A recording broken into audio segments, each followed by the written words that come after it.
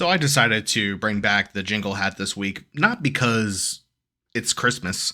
Well, it kind of is Christmas, but we're going to get to that. I brought it back because I wanted to give my list for the New Jersey Devils for this holiday season. My list is, I would like a starting goaltender. My name is Lippy, and this is the Devils Weekly Roundup.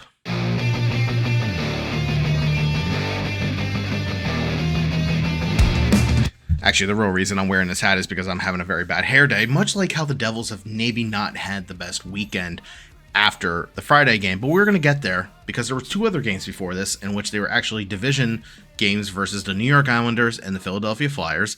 So we're going to react to those, and then we will talk about that Friday game. But the theme, the whole entire thing of the Devils needing a goaltender is going to pretty much be the theme throughout this whole entire video. So the first game versus the New York Islanders was a nail-biter. It was a 5-4 win by the New Jersey Devils in regulation. Entering into the third period, the Devils were down 4-2. It started out where basically first period, it was 1-1, goal scored by McLeod. I believe the Islanders was scored by Horvat.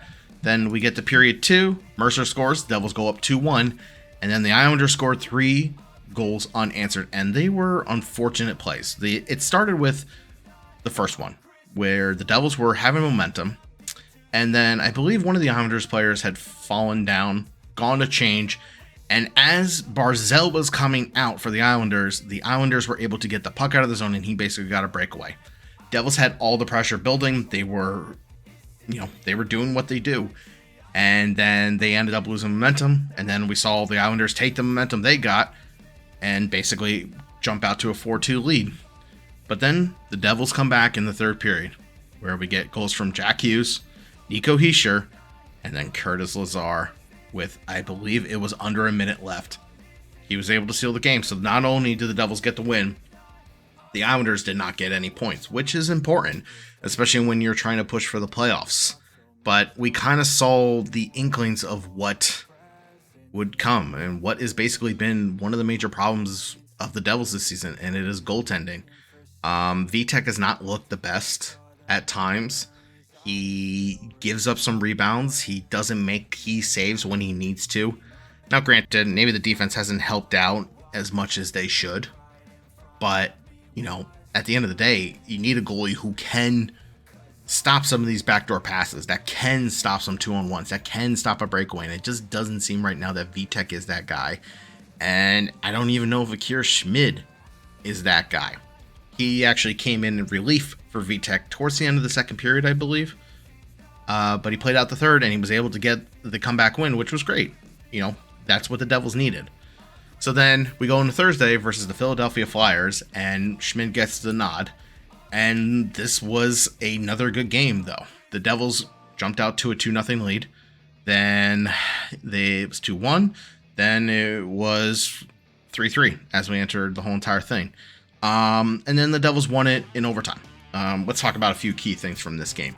The Devils generated a lot of shots. They had 35 on net, but they allowed the Flyers to get 47. So Akira Schmid had a lot of work that night. So this was actually probably a really impressive win. I mean, when you're getting 47 shots on you, you're working a lot. So he played very well. Some other key moments from here. First period, we had a very questionable call, very questionable reffing, where Garrett Hathaway threw a hit on what was supposed to be an icing on Luke Hughes. And, my thoughts on the whole entire thing is, do I think it's boarding? No, but do I think that it was a ill-advised play? Yes, I really do. Garrett Hathaway is 100% a fourth-line player. He's going to be someone who's trying to spark-plug his team. The Flyers were down 2-0 at this point. I don't think it matters when the ref was going to blow that whistle. 100%. Should have blown it sooner. That's 100% on the ref. But I feel like it doesn't matter because Garrett Hathaway was going to throw that hit. I think the thing is, though, Luke maybe will be next time ready for a hit if something like that ever happens again. But I know John Tortorella had a whole entire thing. It's like players don't prepare for hits. Well, with how icing is now, they're not expecting hits that late because normally the whistle's supposed to blow sooner. So yeah, Luke has in his head that, well, the whistle's going to blow. This is icing. And it's like, okay, he's not blowing it. And then all of a sudden he's on the ground and he's wondering what happened. Glad Luke was fine. Glad he was able to come back and score a beautiful OT winner. And then the other kind of play that came out was Brendan Smith. He got cross-checked by Travis Konechny, and he retaliated by slashing him in the shoulder. Now, when this happened, I really thought, you know what? I don't think he'll get suspended because Jacob Trouba did something different. As much as you want to argue that, oh, you know, Trouba maybe wasn't retaliation. If I remember the play correctly, Trouba was talking to Frederick, and then all of a sudden he lost balance and his stick hit his head. And, you know, the rule for slashing is you must be in control of your stick no matter what.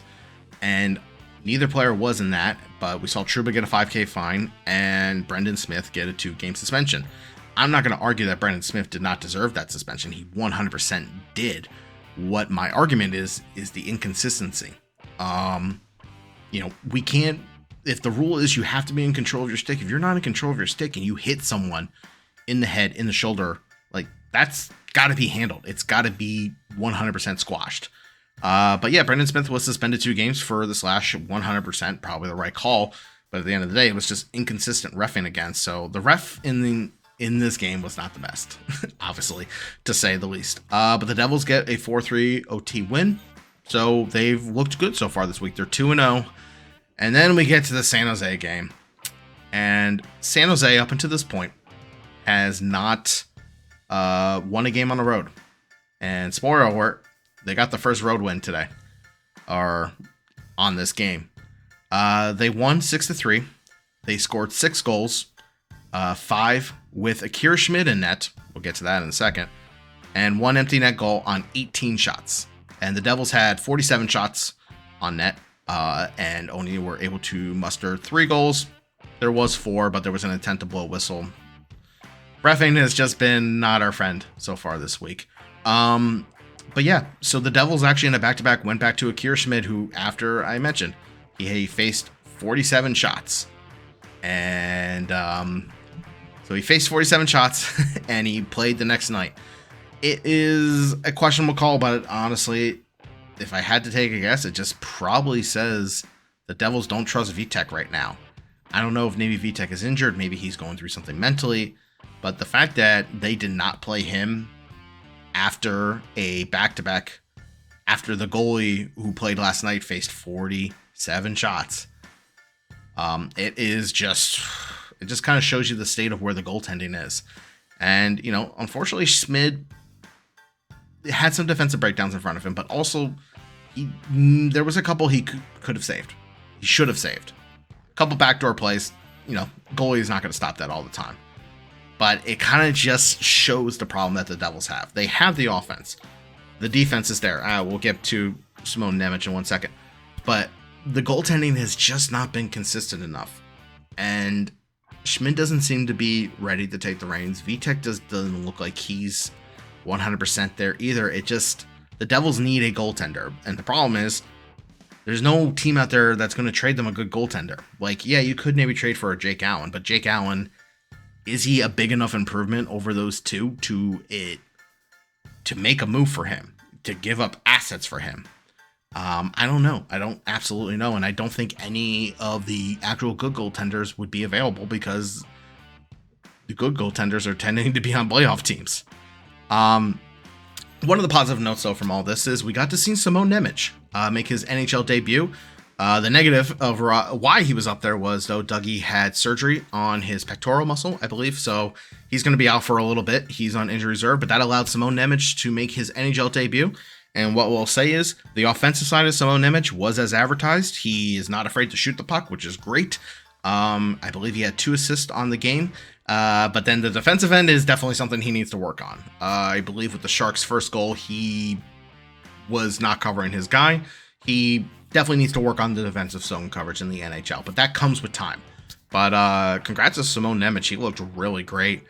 And yeah, so the Devils go 2-1 this week, but really after that Sharks loss, it kind of just feels like it doesn't matter what happened this past week. Even though they beat 2 division opponents, which is great in the grand scheme of things, they lose to the Sharks in a very ugly manner. And it just doesn't feel like the Devils made any progress, which, you know, when you look at the division, they are currently still in 7th place. When we look at the wild card, they are 3 points behind the New York Islanders with a game in hand, but now they still have other teams in front of them. And now, as we look forward to the schedule going ahead, they're heading out to Western Canada, which could be a big trip for them. You know, they have 4 games now versus Vancouver, Seattle, and then they have a back-to-back with Calgary and Edmonton. You know, I mentioned last month that this month was going to be a make or break month, and this trip could be the beginning of whether or not things are going to improve for them or they are not. And, you know, the Devils are going to have a couple questions for them after this road trip is, you know, what do we do? How do we fix this season? And quite honestly, I don't know. You know, I'm a fan. I don't know scouting. I don't know players. I could, you know, point out my observations. Yeah, goaltending is a problem. Devils need to trade for a goaltender. But as I mentioned, who the hell can they trade for? Like I said, Jake Allen, minor improvement. Gibson out of Anaheim? I don't know.